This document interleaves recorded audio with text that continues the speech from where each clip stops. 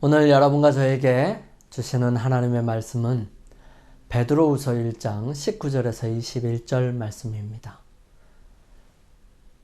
또 우리에게 더 확실한 예언이 있어 어두운 데 비치는 등불과 같으니 날이 새어 샛별이 너희 마음에 떠오르기까지 너희가 이것을 주의하는 것이 가하니라. 먼저 알 것은 경의 모든 예언은 사사로이 풀 것이 아니니 예언은 언제든지 사람의 뜻으로 낸 것이 아니요 오직 성령의 감동하심을 입은 사람들이 하나님께 받아 말한 것임이니라. 예언을 바라보며 주님 오실 날을 기다리시는 보드리교회 성도 여러분, 주님 안에서 평안하십니까? 지난 한 주 동안 말씀의 잔치로 풍성한 은혜를 누리고 축복 속에 함께 하였습니다. 우리가 받은 은혜가 더욱 풍성해져서 다른 사람들에게 도움이 되고 구원을 얻을 수 있도록 협력하는 일이 되어서 주님의 백성들이 더욱 늘어나고 행복한 삶으로 이어지게 되기를 주님의 이름으로 축원합니다. 오늘은 성경의 진리 18번째 시간으로 성령의 은사 중에 하나이면서 이 마지막 시대에 분명하게 살펴봐야 하는 예언의 선물 함께 살펴보기를 원합니다. 성령의 은사는 그 목적이 분명하지요. 그것은 바로 세상에서 그리스도를 증거하고 많은 사람들로 구원을 얻을 수 있도록 조력하는데 그 목적이 있습니다.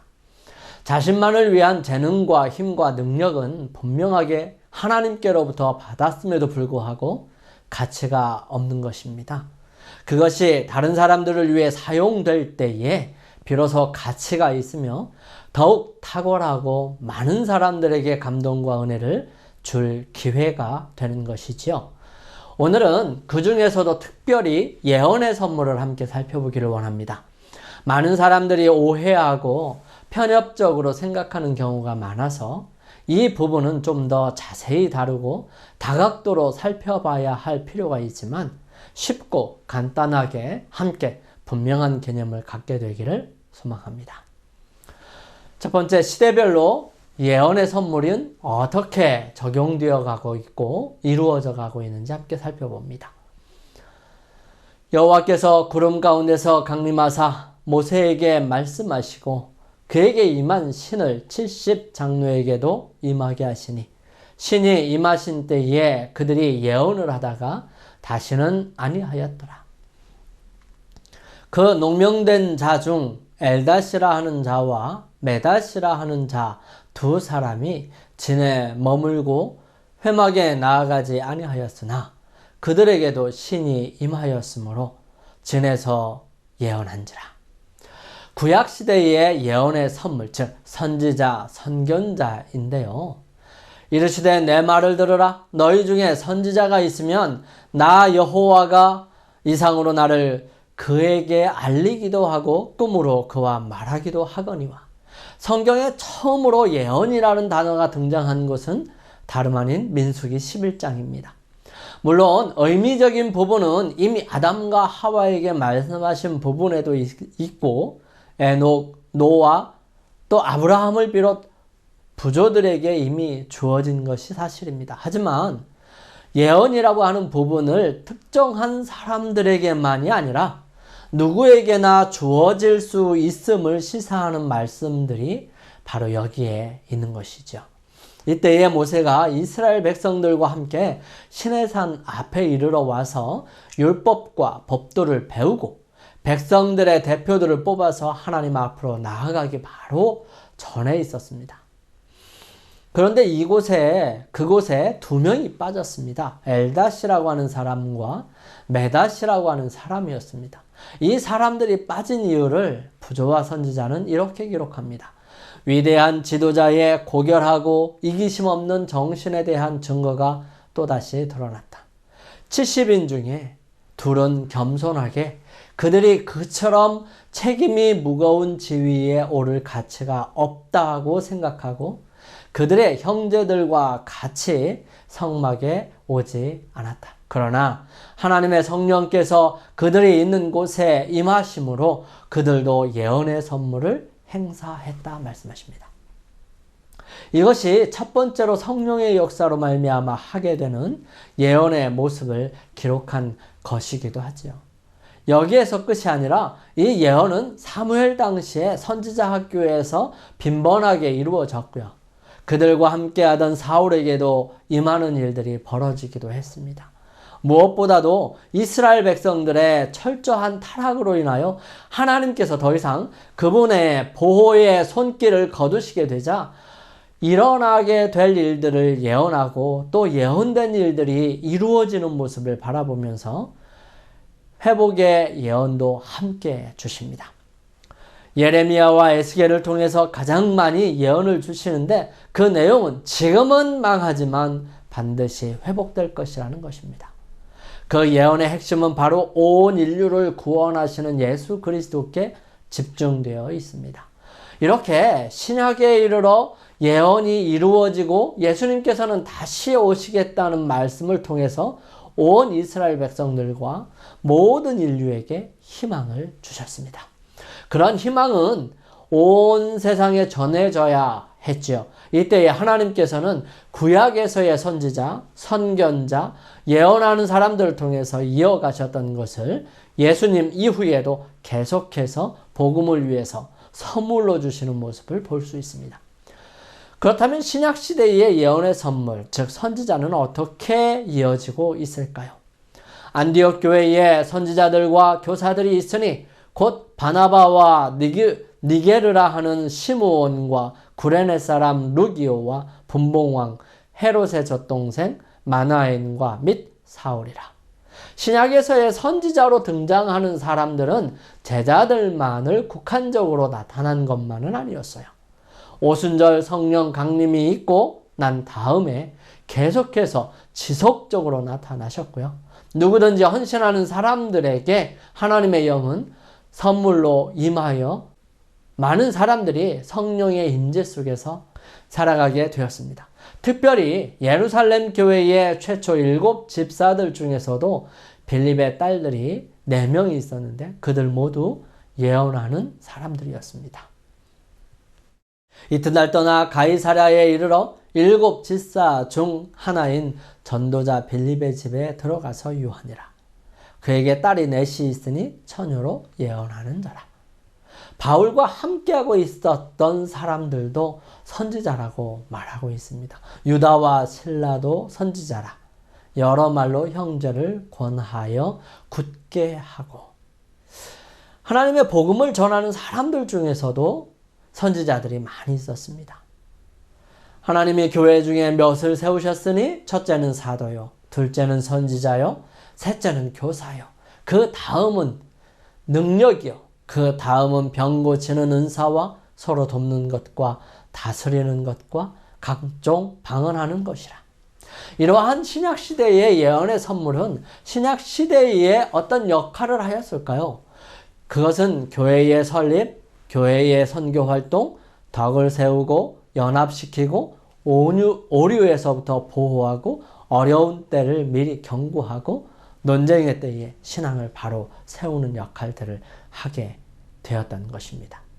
신약 시대에서부터 오늘에 이르기까지 하나님께서는 끊임없이 당신의 백성들에게 예언과 또한 기별들을 계속해서 보내십니다. 그것은 오늘날에도 계속되고 있음을 우리는 볼 수 있습니다. 시대를 앞서가면서 이 기별을 전하는 많은 사람들은 앞으로 올 일에 대해 기록되고 말씀을 풀어 설명하고 조심히 하나님의 뜻을 제시하는 거룩한 선지자들이 지금도 우리 주변에 있고 힘있게 말씀을 전하고 있습니다. 우리가 가지고 있는 선지자나 예언의 선물에 대한 개념을 좀 더 성경적으로 가진다면 우리의 눈은 띄어질 것이고요. 밝은 눈으로 분별할 수 있게 될 것이고 또 거기에 순종과 하나님께 감사가 함께 이르러 오게 될 것입니다. 그러면 마지막 시대의 예언의 선물의 역할은 어떤 것일까요? 그러나 예언하는 자는 사람에게 말하여 덕을 세우며 권면하며 안위하는 것이요. 하나님께서는 예언의 선물을 포함한 영적 은사들을 더 이상 주어지지 않을 것이라고 하는 말씀들을 하지 않으셨습니다. 성령의 은사들은 주님 오실 때까지 계속해서 존속할 것이고요. 우리는 그리스도에 이르기까지 자라는데 이 성령의 은사들은 작용할 것을 믿습니다. 바울은 말합니다. 성령을 소멸치 말며 예언을 멸실치 말고 또 사랑을 따라 구하라. 신령한 것을 사모하되 특별히 예언을 하려고 하라. 예수님께서 승천하시고 난 다음에 예언의 선물들은 점점 줄어든 것은 사실입니다. 하지만 줄었다고 해서 중지되었다고 말할 수는 없는 것입니다. 성경은 예수님께서 재림하실 그때에 이 선물들은 점점 더 늘어날 것이고 힘겹고 어려운 시기를 통과할 것이라고 기록하고 있습니다. 재림 직전에 있을 예언의 선물들에 대해서 함께 살펴보면요. 예수님께서 지상봉사를 시작하기 전에 침례 요한에게 메시아의 오심을 선포하는 예언의 선물들을 주셨습니다. 예수님께서는 감람산에서 세상 끝에 관한 질문들을 제자들이 할 때에 대답하신 말씀들 중에 다음과 같이 경고하십니다. 거짓 그리스도들과 거짓 선지자들이 일어나 큰 표적과 기사를 보이어 할 수만 있으면 택하신 자들이라도 미혹하게 하리라. 만약 참 선지자들이 없었다면 선지자들을 예언하는 사람들을 표적과 기사를 행하는 모든 사람들을 조심하라고 말씀하셨을 것입니다. 하지만 그렇지 않고 거짓 선지자, 거짓 그리스도를 조심하라고 말씀하셨던 것입니다. 이제 참 선지자가 있다는 사실에 우리는 동의할 것입니다. 선지자 요엘은 다음과 같이 예언합니다. 그 후에 내가 내 신을 만민에게 부어주리니 너희 자녀들이 장래의 일을 말할 것이며 너희 늙은이는 꿈을 꿀 것이며 너희 젊은이는 이상을 볼 것이며 그때에 내가 또 내 신으로 남종과 여종에게 부어줄 것이며. 선지자 요엘이 예언한 이 예언은 예수님께서 성천하시고 오순절만을 말하지 않았을 것입니다. 왜냐하면 그 다음 구절에 이렇게 기록하고 있기 때문이죠. 여호와의 크고 두려운 날이 이르기 전에 해가 어두워지고 달이 핏빛같이 변하려니와. 이 일은 오순절에 있었던 사건들 뿐만 아니라 그 후에 오랜 세월을 보내고 난 다음에 시간적인 예언이 지나고 마지막 때에 일어날 일이기도 했었기 때문이죠. 선지자들이 예언할 때에 그 예언의 종말적인 시점은 그 선지자들이 보는 관점에서 가까운 곳과 멀리 있는 곳을 동시에 예언하는 경우가 참 많습니다. 그래서 이 부분들을 미래를 바라볼 때 한꺼번에 보일 수밖에 없는 거죠. 가까운 미래에 있는 것과 멀리 있는 미래가 같이 보이는 것입니다. 이러한 부분들을 설명하는 과정 속에서 때때로는 가까운 거리에 있는 미래, 이 미래에 대한 예언이 저 멀리에 있는 예언과 혼동하는 경우가 있어요. 하지만 우리가 예언의 말씀들을 자세히 살펴볼 때 그런 모든 부분들은 해결될 수 있을 것입니다. 말씀을 자세히 살피면 그 부분이 가까운 미래인지 먼 미래인지를 분명하게 알 수 있기 때문이지요. 그러므로 오순절뿐만 아니라 그런 일들이 또다시 한 번 더 이루어질 것을 말하는 것이 아닐까 합니다. 시온의 자녀들아 너희는 너희 하나님 여호와로 인하여 기뻐하며 즐거워할지어다. 그가 너희를 위하여 비를 내리시되 이른 비를 너희에게 적당하게 주시려니 이른 비와 늦은 비가 전과 같을 것이라. 분명히 기록하기를 이른 비와 늦은 비라고 얘기하고 있어요. 이 이른 비는 파종할 때 내리는 비라면 늦은 비는 추수할 때 내리는 비예요. 또한 야고보는 이렇게 기록합니다. 그러므로 형제들아 주의 강림하시기까지 길이 참으라. 보라 농부가 땅에서 나는 귀한 열매를 바라고 길이 참아 이른 비와 늦은 비를 기다리나니.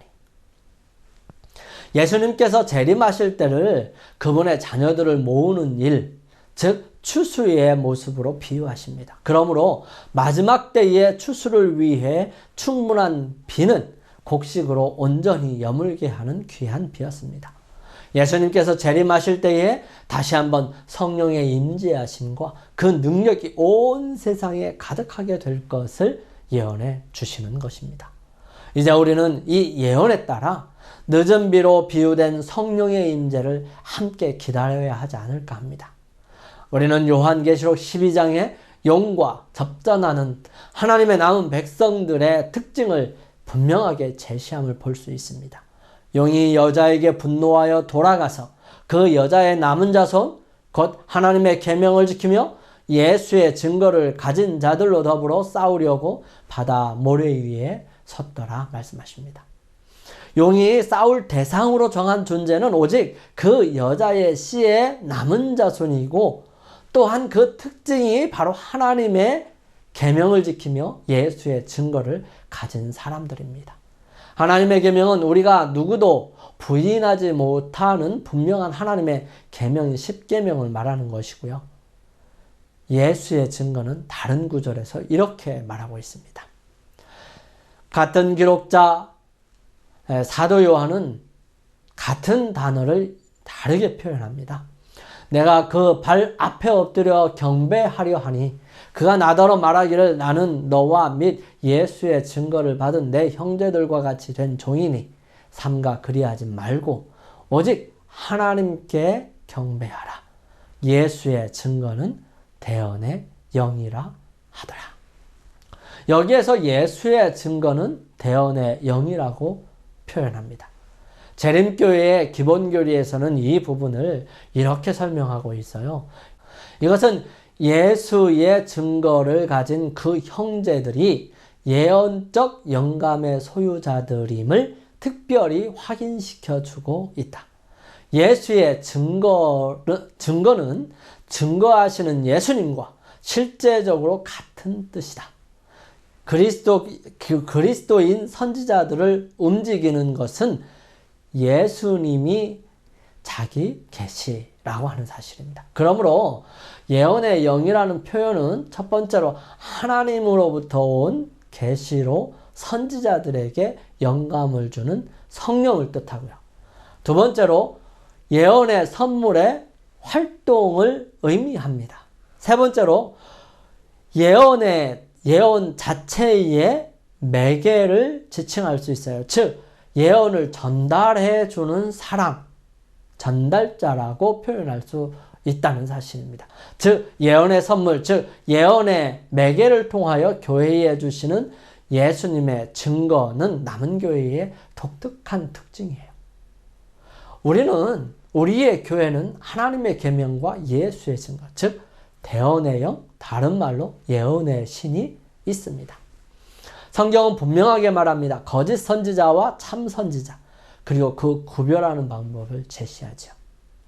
세 번째로 예언의 선물에 대한 우리의 자세 함께 살펴봅니다.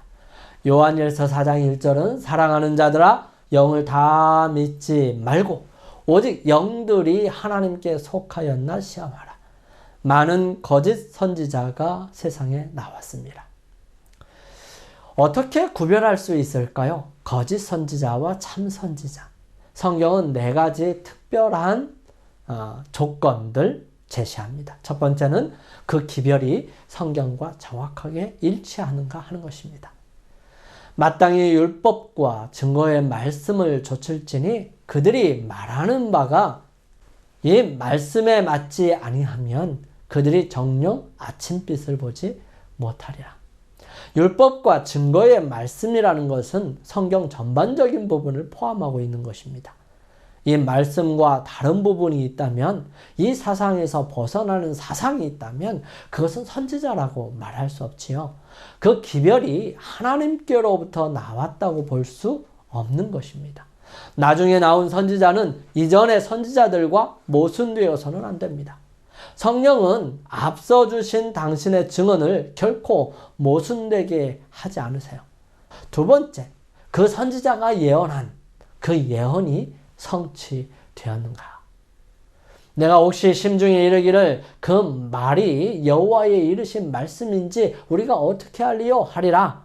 만일 선지자가 있어서 여호와의 이름으로 말한 일에 증언도 없고 성취함도 없으면 이는 여호와의 말씀하신 것이 아니요 그 선지자가 방자히 말을 한 말이니 너는 그를 두려워 말지니라.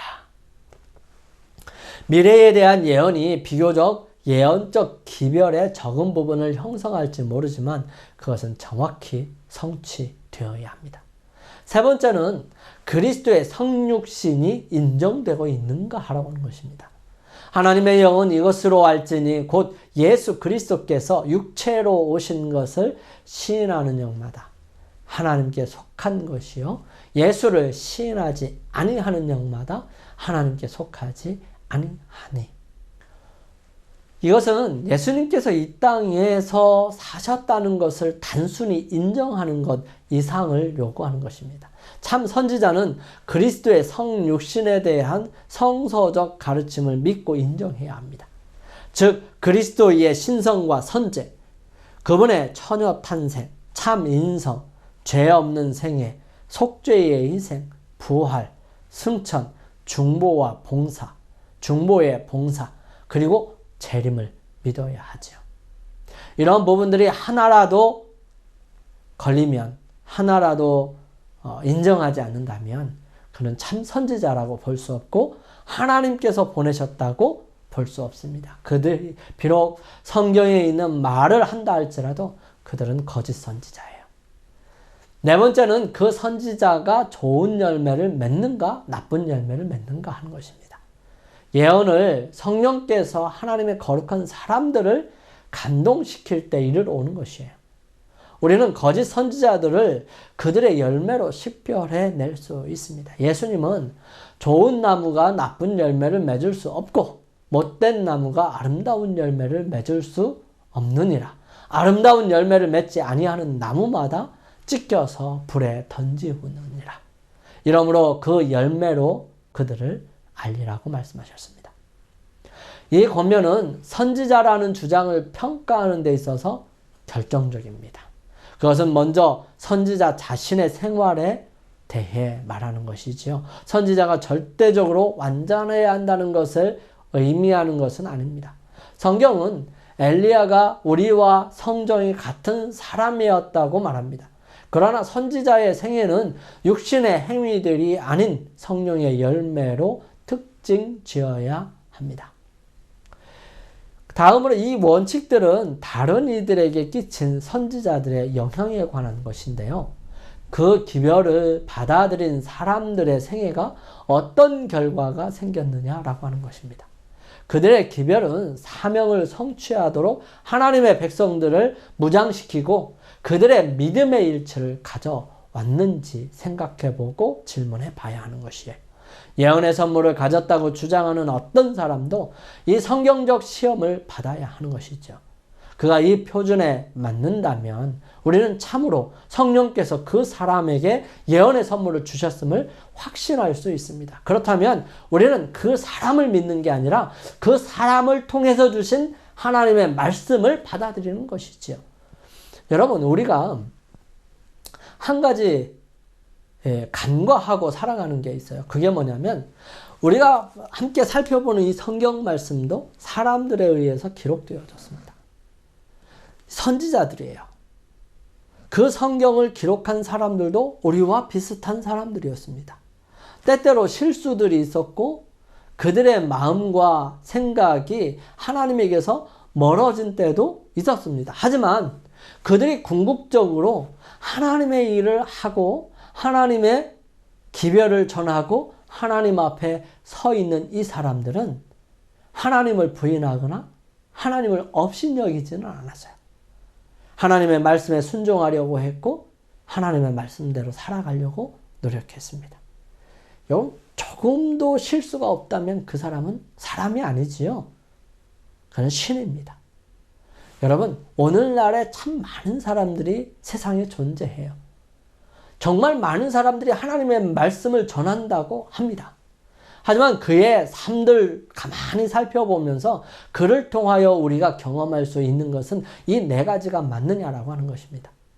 이 네 가지가 맞다라고 한다면 그 사람의 모습이 어떠하든지 간에, 그 사람의 성별이 어떠하든지 간에, 그 사람의 얼굴의 색깔이 어떠하든지 간에 상관없이 그를 통하여 주신 하나님의 말씀을 받을 수 있는 믿음이 있어야 합니다. 그것을 예언의 신이라고 하는 거예요. 그 사람을 통하여 말씀하신 하나님의 말씀이 예언의 신인 것입니다.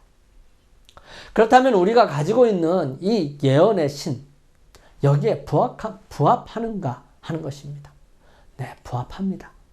예언을 시험하는 시금석을 적용하면 이 엘렌 G 화이트의 봉사활동은 선지자를 시험하는 성경의 시금석에 어떻게 적용되는지 함께 살펴보게 되겠습니다. 첫 번째, 성경과의 일치. 그녀의 풍부한 저술들은 자주 상세한 강해가 결들여진 수만 개의 성경절들을 포함하고 있습니다. 그녀의 저술들을 세심하게 연구해 본 결과에 의하면 그의 저술들은 한결같으며 정확하고 성경과 완전히 일치한다는 것이 입증되었습니다. 두 번째, 예언의 정확성이에요. 엘렌 G 화이트의 저술들은 비교적 적은 수의 예언을 담고 있어요.